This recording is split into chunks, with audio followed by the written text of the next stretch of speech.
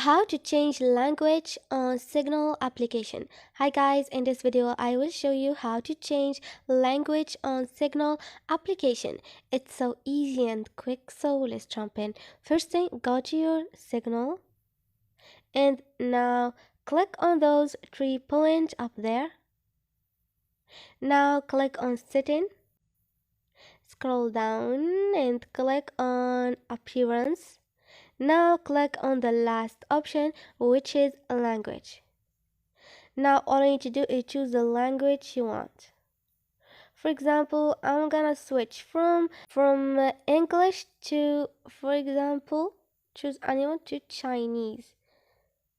Okay. Now let's go back, click on it and click on English. So this is it. And this is it guys. Hope this video was helpful to you, and if you liked the video, don't forget to subscribe and like.